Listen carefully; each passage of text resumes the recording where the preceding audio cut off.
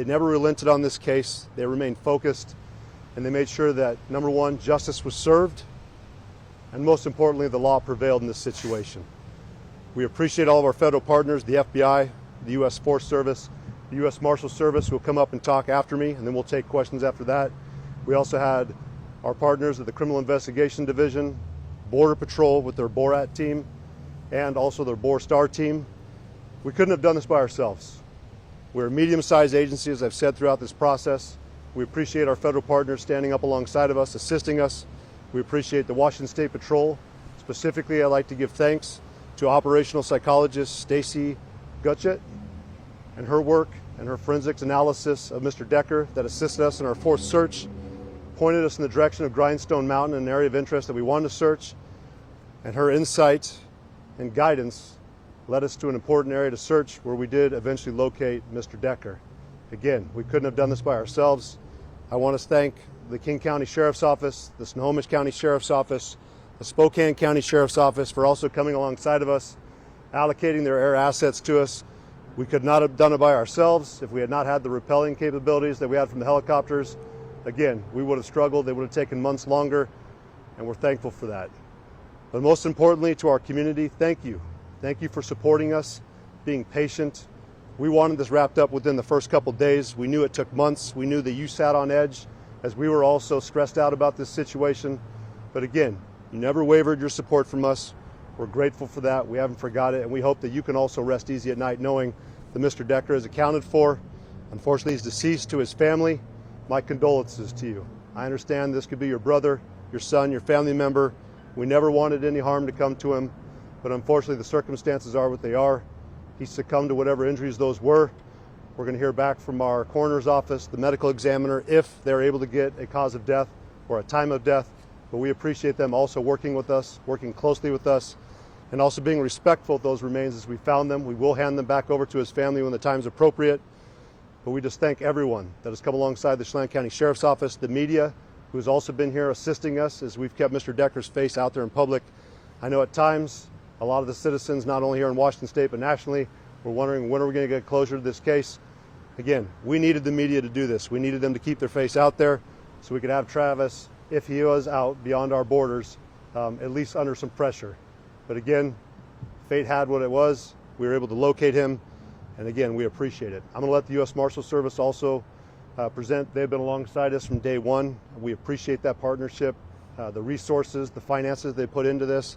We couldn't have done it without them. Same with the FBI, but the Marshals Service really took on a heavy burden for us, overseeing the search efforts, while our detective investigative units went and focused primarily on the investigation, knowing that we were getting ready for a criminal trial. This was a triple homicide. We never lost sight of that. This was also a kidnapping. We never lost sight of that. Before I conclude, though, I also want to make sure that I pay thanks specifically to the Wenatchee Police Department, Detective Hewitt. If it had not been for his tireless effort, the days coming up to Monday when we jumped into this investigation, we would have had 2,900 square miles that we've had to search without any real guidance.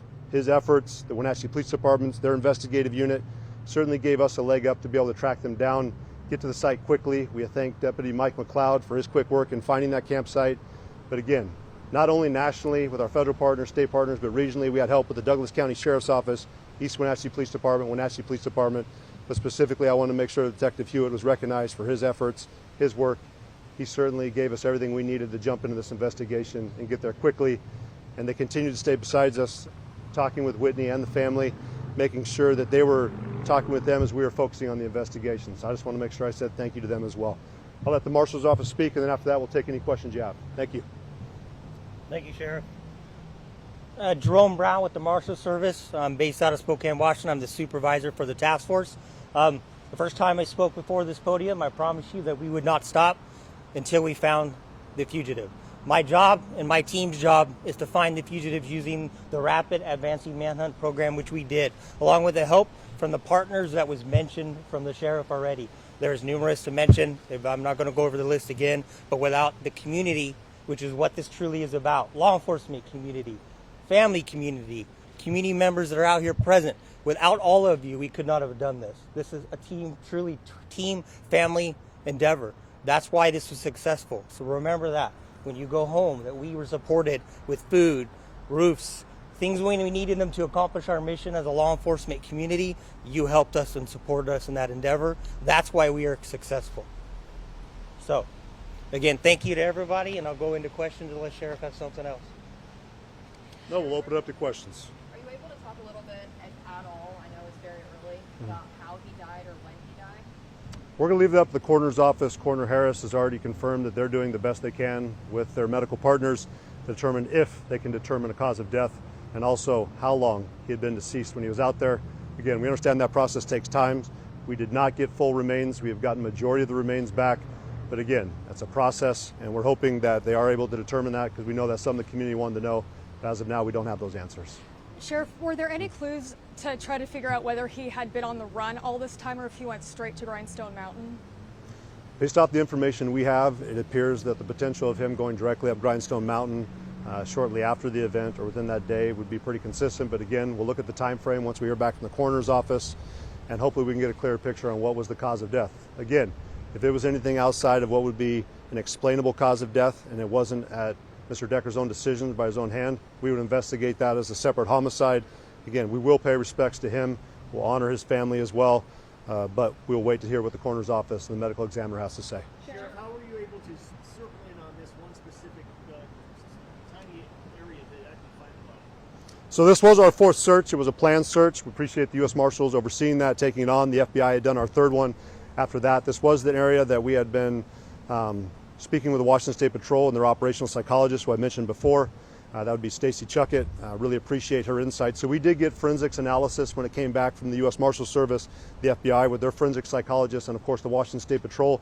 And she had highlighted an area of interest that was on Grindstone Mountain. She even guesstimated about what elevation we were looking at, and we really appreciate her insight. She brought certainly a different perspective than we had received from the FBI or the Marshals Service. But again, we were taking information as we could throughout this investigation. It was rapidly evolving. I think we utilized our resources best as possible. And the last iteration, Washington State Patrol coming in with this contracted operational psychologist, certainly gave us a different area to look at, but it was always something that we were going to check next as our search area continued to expand out. Sheriff, what was kind of the clues that led to that area being, as you mentioned, an area of interest? It was outside of the three search areas that we had already checked. It was certainly within sight of our original crime scene, and we knew also with the information that had been obtained with the psychologist there from Washington State Patrol that they viewed that would be an area that they might have singled out, or Mr. Decker might have viewed out as an area that he would have headed. Sheriff, I saw that there was a tip line. How many people submitted to that tip line? And did rumors or any other leads kind of prolong like a lead, or was that difficult in that? Yeah. So certainly we were running our tip line. We really appreciate the FBI coming in and overseeing that over the first couple of days of the operation. You're going with thousands of tips coming in, and then of course it slowly dwindled down. But you're hearing leads that everyone was telling us, you've missed it, he's already in Canada, he's in Mexico. Clearly we have the Marshal Service. They have relationships as well with international partners. We did have international partners in Mexico and Canada following up on leads, along with nationally here. We had viewings in Montana, Idaho, Texas. So again, we appreciate our national resources that we had. Also, we had local resources in different states that were willing to step up, assist us, track down leads. Again, we couldn't have done this by ourselves, but certainly we weren't overlooking any tip that came in, any bit of advice that we had.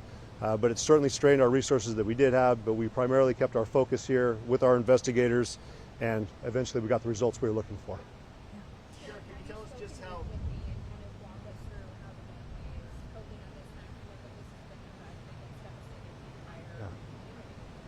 Yeah, so I have been in touch with Whitney. We've certainly tried to respect her privacy throughout this process. We know that she's grieving, the family's grieving. We've told her that we will share information that she feels appropriate. We had a general idea. I'd like to thank Captain Chance with Wenatchee Police Department. He really was the point of contact primarily with the family. But when we did have press releases that came out that I felt would be more shocking to the conscience, we did try to communicate that with her so she wasn't taken back by it. But we understand no matter what, this is not going to bring Peyton, Evelyn, and Olivia back. If anything, we just hope that maybe she would sleep better at night. She wouldn't be looking over her shoulder. But we understand nothing we can do is going to reverse this travesty and bring her daughters back, which we feel for that. But we certainly have done everything we can to be supportive of her and respect her privacy and keep her informed when she needed to be. Sheriff, can you tell us just how it feels for you personally and for your department to finally have this thing done? My focus is more back on my agency. I understand that a lot of our deputies have taken a huge toll when they're sitting there on the crime scene for hours on end. Our detectives are having to read through these reports, the fine details of the case that no officer in his law enforcement career should really have to read through. So I certainly am focusing on them, making sure that they have the support they need with psychologists, critical incident stress management, peer supporters. We've done everything we can to make sure we're supporting them on that front. I would say personally that I certainly view it as a win for our community that we can close this. This has been a very dark chapter. You're looking at one of the largest manhunts in Chelan County history, one of the most horrific crimes that we've seen in Chelan County, and we're glad to put it behind us.